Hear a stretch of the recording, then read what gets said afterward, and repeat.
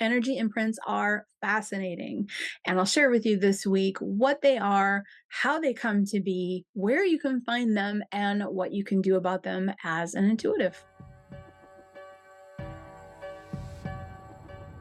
This is your moment. This is your moment in time. This is your moment. This is your moment. All right, if you don't know yet, I am full-time RVing. We're, coming into the fall season of 2022, and we've been full-time RVing for about 2 years. Now, we landed in a town called Elkhart, Indiana. This is all going to make sense with energy imprints, I promise. We landed in a town called Elkhart, Indiana, which is practically the RVing capital of the world.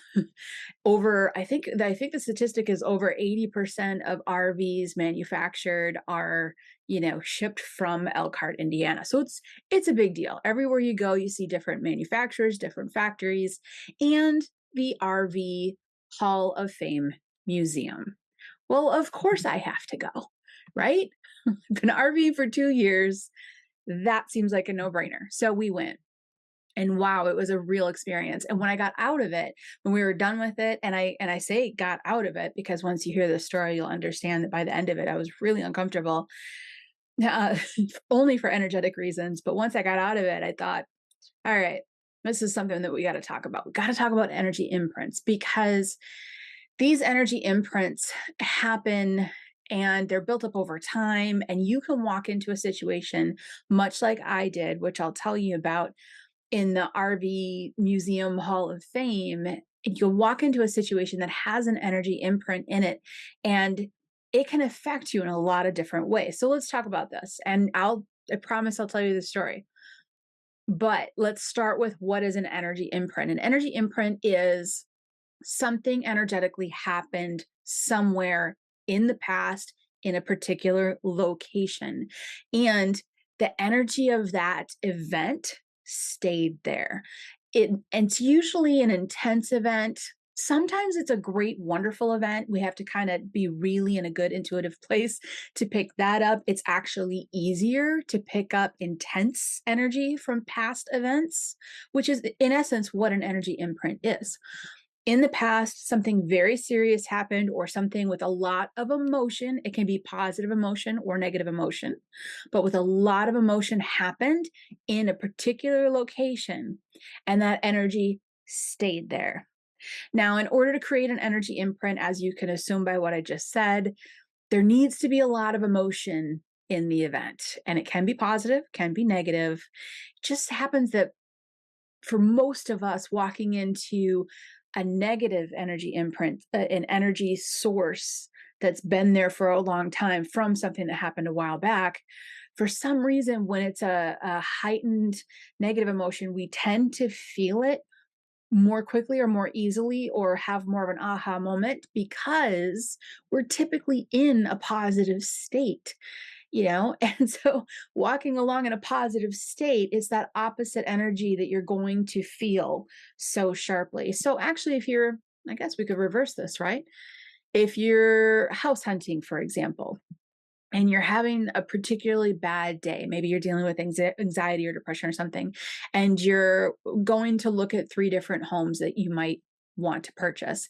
And you walk into a home, and let's say there was a celebration in that home 4 years earlier. Triplets were born in the living room, and the whole family gathered, and there was so much love. Because you're in that, kind of a lower vibration, not having a great day because it happens, all right?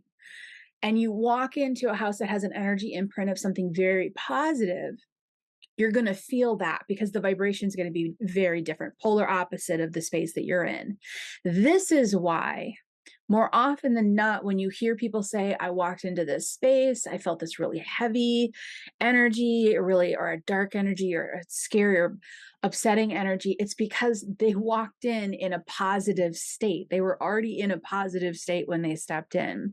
So picking up on energy imprints, what I'm getting to here is intuitively picking up on energy imprints is not only easy for most everyone. If you're watching this video, you're probably thinking, oh, yeah, I've had that happen. Where you've walked into a strange place and you've been like, ooh, I feel like something happened here. It's a very easy thing to pick up on once you're open to it and you understand the concept of it as well. It's even easier to pick up on it, and I'm totally going to recommend that you go to the RV Hall of Fame in Elkhart, Indiana. Trust me, I'll tell you the story. Hold on. But moving forward in life, these are easy things to pick up on. They're very distinct when we step into them. And it's really a matter of where you are. So if you're mostly in a positive state, you're going to feel the impact of energy imprints that were very negative and lingered. Now, I know I also want to talk about why they're there. Should they be there? Can we clear them and everything else? But let me tell you the story about this RV Hall of Fame. Wonderful exhibit. The oldest RV is there. Like, it's the first one you see. It's so cool. And, especially for me, I was walking through thinking, I think people were really small 100 years ago because everything was so shorter and the counters were shorter and everything was tinier and the seats were littler. So that was kind of fun. But the ingenuity was really neat to see. However, as you go along, the museum is just the coolest place. It's wonderful. It's a great place to stop.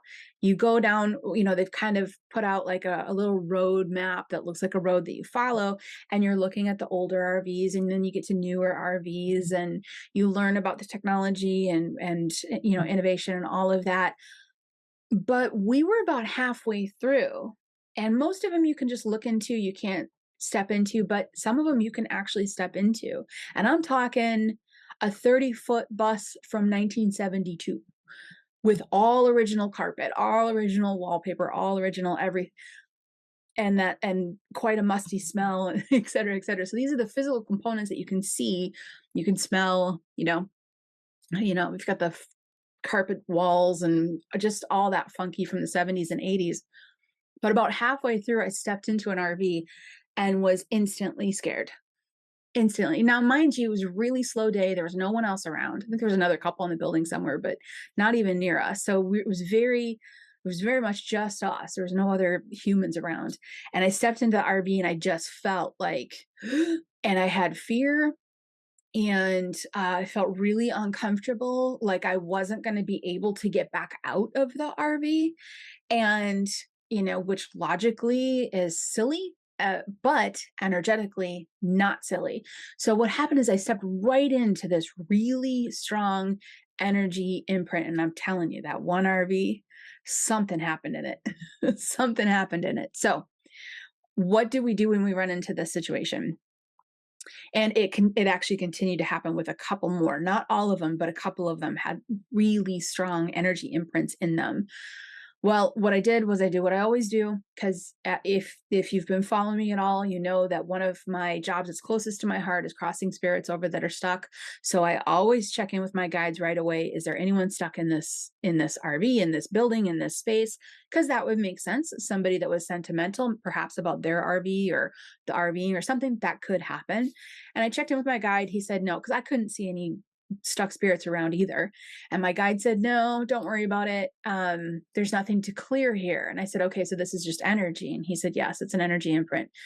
And then my next question, and these are the steps that I would always advise people to take, especially if you're an open, intuitive, and energy worker. Do I need to clear this energy? And my guide said, no, you actually don't need to do any clearing here. All the energy needs to stay the way it needs to stay. And I'll talk about that in a little bit. So we continued on. It was me and my partner. We went to the next RV, and he stepped into that one, again, one from the 70s. And then I stepped in behind him, and he turned around, he looked at me, and he's like, this feels really uncomfortable in here. So I was like, okay, well, this is so strong that my partner's feeling it too. We're both feeling it. And I told him, I said, yeah, the last one I was in, I tell you, man, I feel like something bad happened in that one.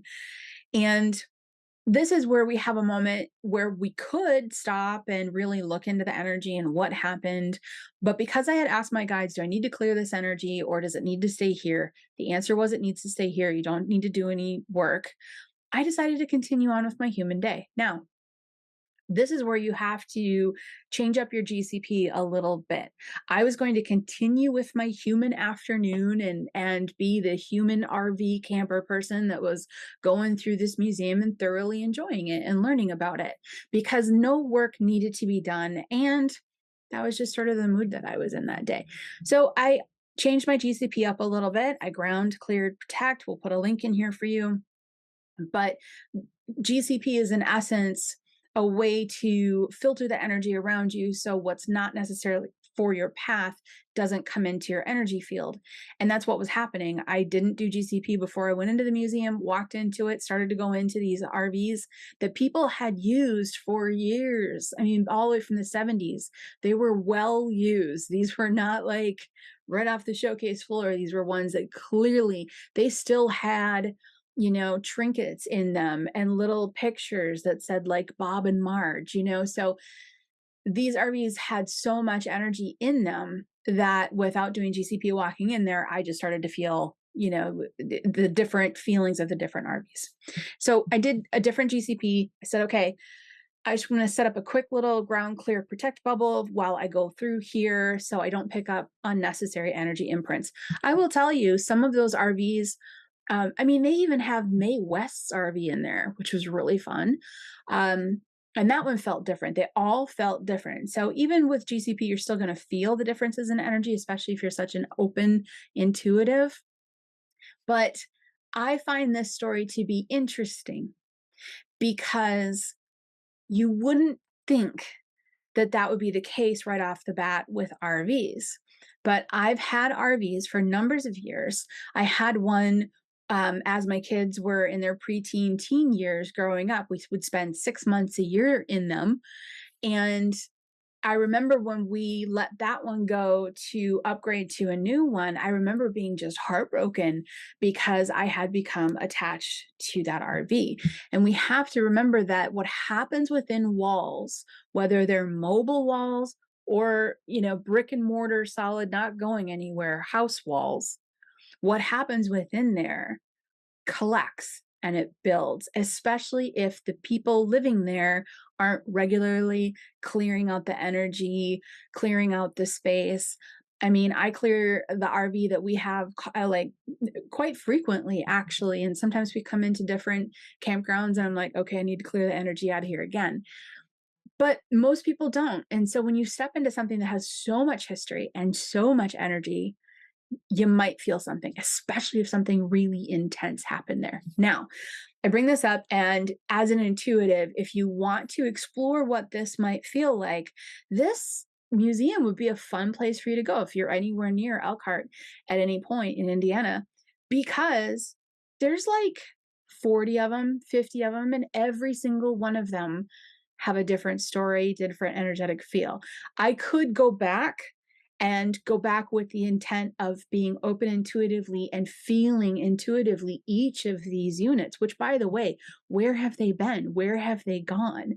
So this I found was a really great example of how something, whether mobile or not mobile, can contain energy. This is also true for cars or energy imprints. This is also true for cars, for trains, for, you know, if somebody's a BMX biker, their bike can hold on to energy of, you know, things that have happened because they spent so much time on it.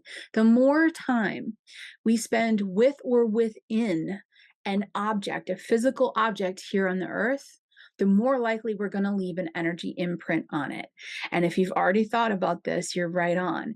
Psychometry, which is the act of holding a physical object and reading the energy within that object, that's exactly connected to energy imprints. When you do psychometry and you hold on to something, you're looking for energy imprints. So if you're ever in Indiana and you can get to the RV Hall of Fame, that ticket's a little pricey for what you get, but if you can get there and you want to have fun as an intuitive, that's a great one to do because every RV, different families, different locations, different everything, and you can just pop in and out of each one. It's really quite remarkable. So, moving forward, how do you pick these up? Being open intuitively, this is one of the easiest things to pick up. You can pick up energy imprints driving past a spot on a road. Perhaps that's happened to you before where you're driving and all of a sudden you, ooh, I don't know what that was, but I feel like I just passed something. Could have been a large accident there. Something really big could have happened. You can get it, you can pick up energy imprints in hotels and businesses everywhere. An energy imprint, what does it look like or feel like intuitively? First off, the feeling of it is a weight. It's just a weight. And the initial feel is going to trigger some base emotion within you. If it's a positive energy imprint, if it's something really positive and amazing that happened, you're going to feel lifted. You're gonna be like, "Whoa, I just feel joy. I don't know why I feel joy." If it was a negative one, you're gonna feel that. So whatever the core human fear-based brain energy, that's coming through this energy imprint is, that's what you're gonna feel.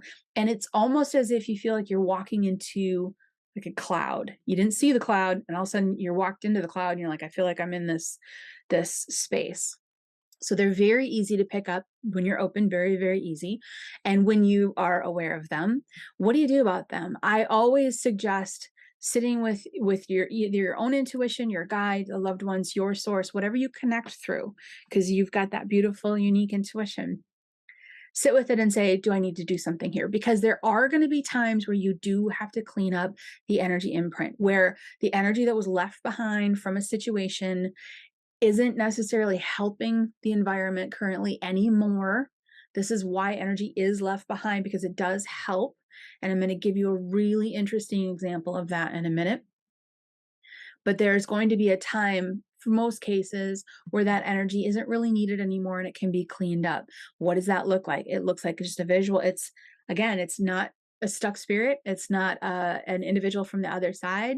It's like a movie clip playing over and over again. So if you're very visual as an intuitive and you step into an energy imprint, look for the event. And if you see it replaying itself over and over again, you know that the participants in what you're witnessing aren't spirits that are stuck. It's just the energy going over and over again and replaying itself out and kind of thriving and living in that space. So with that, you can imagine get creative. Imagine anything or any type of imagery that you can wipe clean, whether you fill the room with water and then let the water flush out energetically, whether you wipe it all away, whatever it is, vacuum it up with a energy vacuum. Just come up with something in your mind that is symbolic of cleaning the space and go through that and let that happen and then sit with it again to see if you can still feel it. Sometimes though, energy doesn't need to be moved and shouldn't be moved. And here's my interesting example on this one. When I opened up intuitively, years ago, what, 2005, 2006, I started doing clearings 2006, 2007, right around there. And I remember thinking to myself when I started to do energy clearings, not just clearings of people who were stuck and need to cross over, but energy clearings of negative energy in certain locations, cleaning that up, getting it out of the house. For example, I remember one of my very first clients was a woman that had gotten divorced. The husband had moved out and she hired me to come in. She goes, "Could you just clean this energy up?" And I'm like, "Absolutely. I got you." Get his energy out of there. So cleaning up energy can be done for a lot of different reasons, but I remember being so excited that this was a concept and that there wasn't any limitations and I could do long distance clearings. And I said to my guide, "Can we clear places? What about like what about the places where like mass crime or what about like Auschwitz and places like that where there was so much built up?" And the answer was some of those places shouldn't be cleared because the energy that's still there still is serving a purpose for people that visit locations like that, historical locations like that. And there's a few here in the United States, like Gettysburg, et cetera, where there's a lot of activity there. And you say, "Oh, can we clear that? Or can we clear, where mass people were suffering in places like this? Can we lift that energy and clear it?"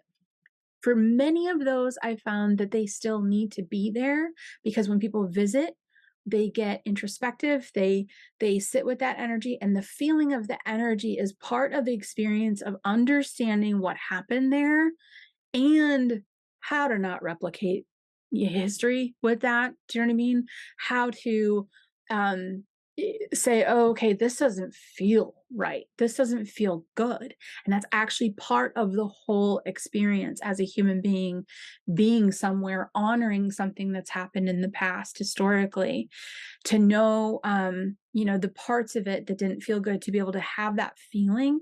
And again, there's no stuck spirits there. There's no one that's stuck.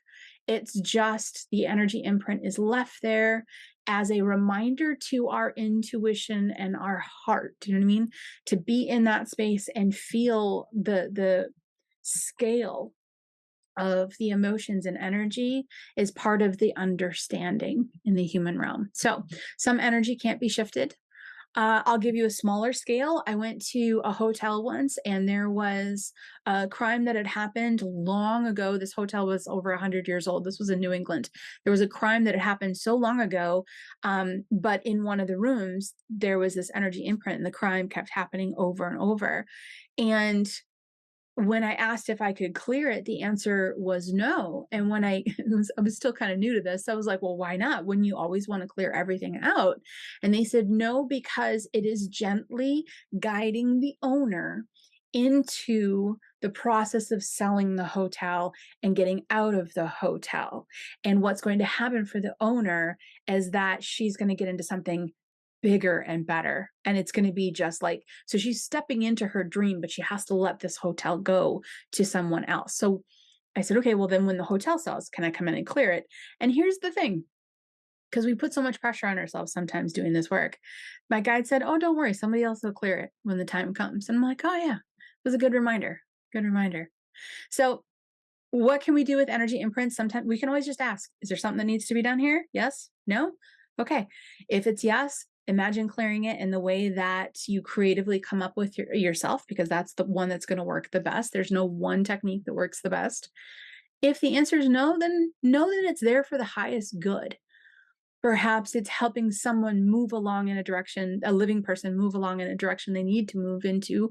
Perhaps it's affecting living people in a way that they open up to more compassion or understanding. There's a lot of different reasons why an energy imprint is there. And I'm kind of glad they said I didn't have to clean out the energy in the RV Museum Hall of Fame, because I got to tell you, all the different feelings and all those different RVs people get to experience. It's kind of, maybe it kind of brings them back to that space, except for that one RV. Something really not good happened in there. And for some reason, and I didn't inquire why, I guess I don't really feel like I need to know why. They just said, no, just go ahead and have your day. So, as an intuitive, which we all are, with your unique intuition, just hearing this, knowing this, energy imprints are out there. You might start to pick up on the feelings a little bit easier. Just check in and say, is there anything that needs to be done? Yes, no.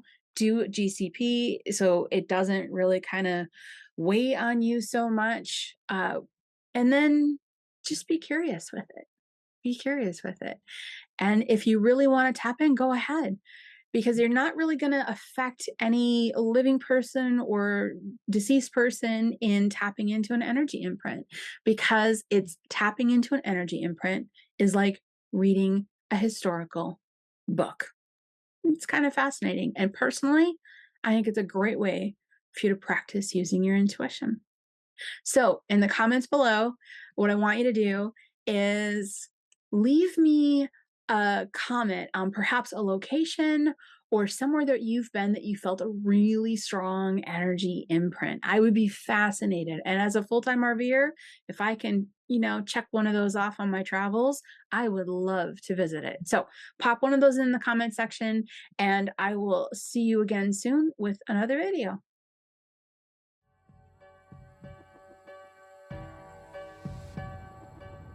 This is your moment.